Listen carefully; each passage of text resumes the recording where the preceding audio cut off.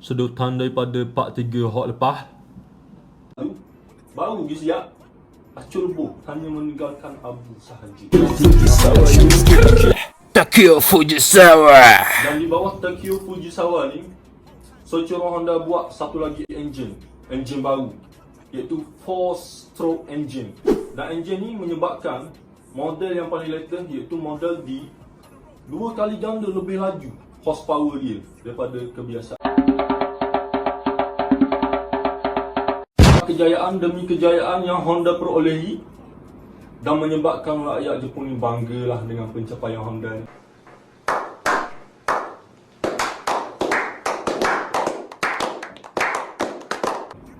Tetapi ada satu lagi masalah ni. Rakyat Jepun ni memang dia bangga dengan kejayaan Honda. Tapi dia rasa Honda ni memang tak jual mahal motor yang lepas ni. Dia menang belaka bah. Dia menang lawan dia. Lawan Ducati, lawan Triumph, lawan Harley Davidson mesti mahal bah.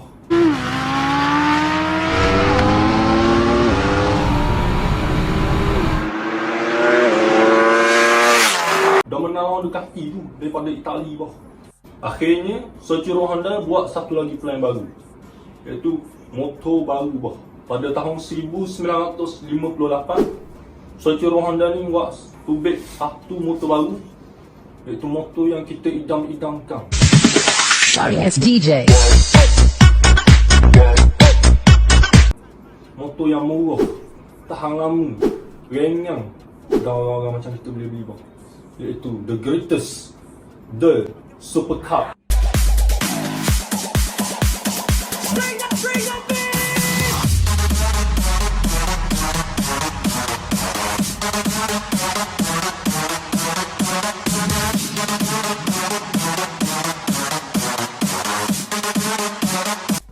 Satu motor yang sangat cantik, yang mampu membuatkan lelaki getol lutut, getah papah-papah getol, dan kerangka bodi yang sangat seksi yang dibuat khas oleh jurutera yang pakar di dalam kilang Honda. Dibuat dengan halus dan cantik, dengan color biru yang sungguh terang, yang berkelipan seperti mutiara, yang mampu membuatkan lelaki kehairanan dan juga boleh terbakar puasa secara tidak sengaja. Itulah Honda Super Cup 125. Tapi aku tak mau cerita dulu pasal Honda Super Cup. What?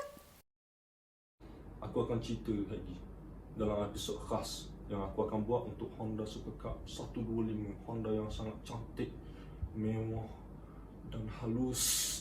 Back to the topic. 50cc. Oh. Selepas pelancaran model baru daripada Honda ni, rakyat Jepun memberikan sambutan yang sangat meriah kepada The Super Cup 50cc ni. Dan hal itu menyebabkan 2 tahun penjualan model Super Cup ni berjaya menguasai 90% bah. 90% daripada penjualan motor kat Jepun. Memang sangat berjaya selama 2 tahun. Pada tahun 1959, Honda ambil satu lagi langkah hot berani dengan mengeksport keluar Honda Super Cup tu ke negara USA. Ketika Honda nak mempromosikan motor baru ni, dia ambil 2 orang artis hot popular, hot smart bah. Hot smart macam kita ni lah. Ini pun. Asim.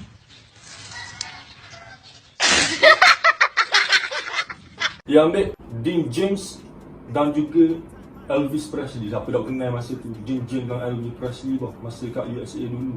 Ini memang lelaki paling hot kat USA pada masa tu. Dengan tagline Honda baru, "You meet the nicest people in the Honda."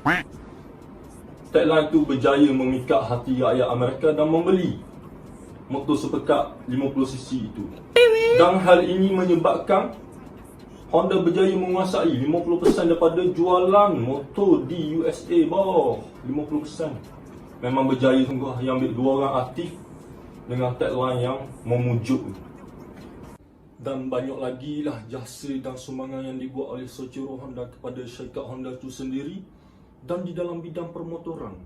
Antaranya dia membuatkan syarikat dia tu untung sebanyak 75 juta. Fun coupon! Ya? Fun coupon! Pada tahun 1960 hingga 1965.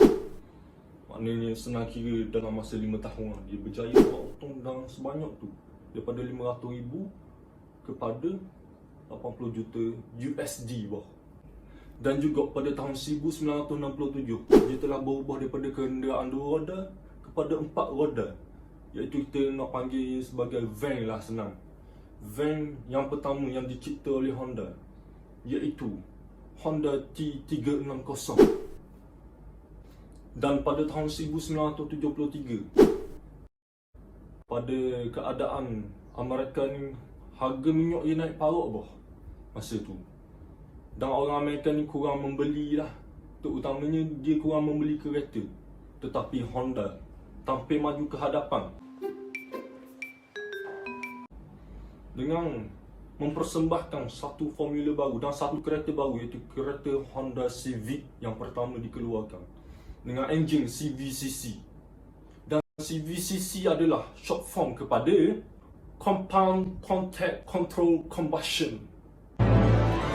Dan pada tahun 1991 dia meninggal dunia, iaitu 6 tahun sebelum saya lahir dan 6 tahun sebelum lagu Cindai Datuk Siti Nurhaliza.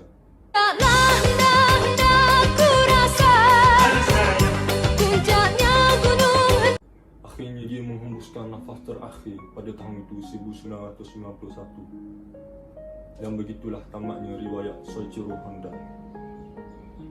Antara ayat-ayat inspirasi daripada Soichiro Honda itu sendiri ialah, I don't give a damn about the diploma, but what I care is the knowledge. Dan juga ayat yang sangat memberi inspirasi pada diri aku sendiri ialah 99% of success is failure. Itulah ayat-ayat Soichiro Honda. Jadi setakat itulah cerita pasal founder Honda itu sendiri, iaitu Soichiro Honda. Jadi saya ingin mengucapkan arigatou gozaimasu pada Soichiro Honda kerana telah menubuhkan satu syarikat Honda yang telah membuat kereta-kereta yang menarik dan motor-motor yang sungguh membantu kita semua di dalam menjalani kehidupan seharian dengan sangat mudah. Jadi sekali lagi, arigatou gozaimasu.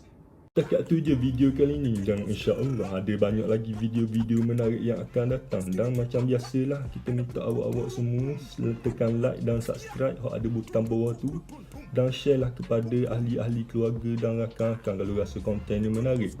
Dan teruskan menyokong Hitam Putih Media, dan insya-Allah kami akan kembali.